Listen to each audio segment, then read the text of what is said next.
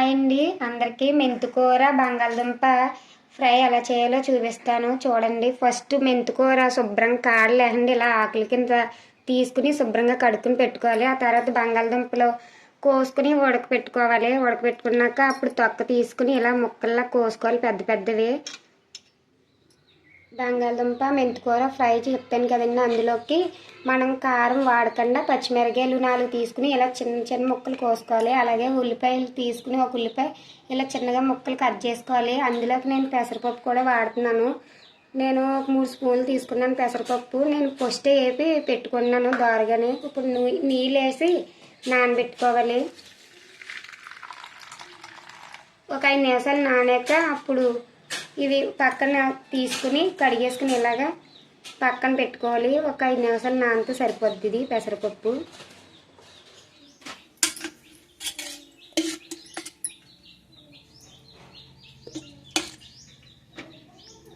మెంతికూర కూడా వేపాలి కాబట్టి నేను నూనె ఎక్కువ వేస్తున్నాను.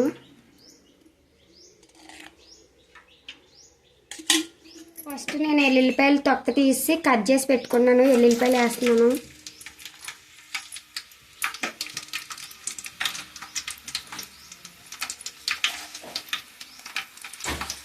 ఆ తర్వాత 1 స్పూన్ జీలకర్ర,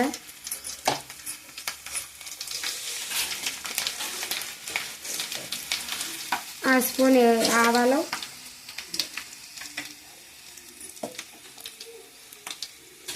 ఎండుమిరగాయలు ఒక 5 తీసుకున్నానండి. 5 ఎండుమిరగాయలు వేస్తున్నాను.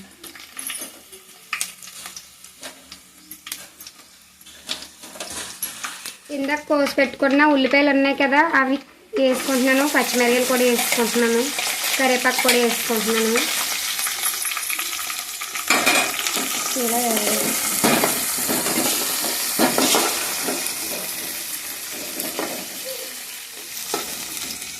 ఇప్పుడు మెంతికూర వేస్తున్నానండి.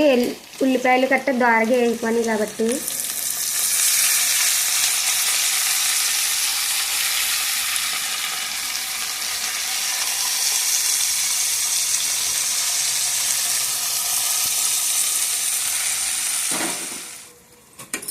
మెంతికూర వేగాక ఇలాగా ఇప్పుడు పెసరపప్పు ఇందాక నానబెట్టి వండించుకున్నాం కదండి. కడిగేసి నానబెట్టాను నేను.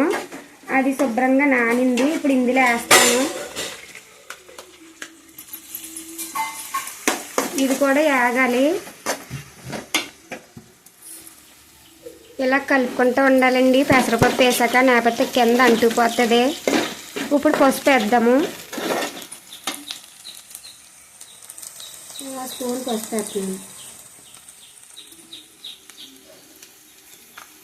సాల్ట్ సరిపడినంత వేసుకోవాలి. ముందర వేసేసుకుంటున్నాను నేను. ఇప్పుడు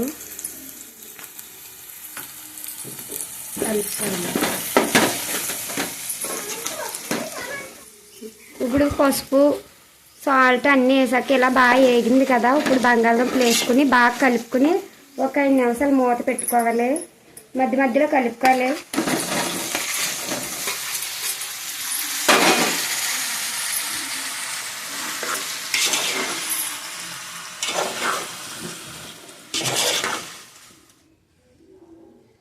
ఐదు నిమిషాలు అవ్వాక ఇలా కలుపుకున్నాక బంగాళదుంప మెంతికూర ఫ్రై రెడీ అయిపోయిందండి. ఇది కలుపుకోవడానికి బాగానే ఉంటుంది. చారులోని పప్పు చారులోని నంచుకోవడానికి బాగుంటుంది. ఒకసారి ట్రై చేయండి మీరు కూడా, టేస్ట్గా ఉంటుంది.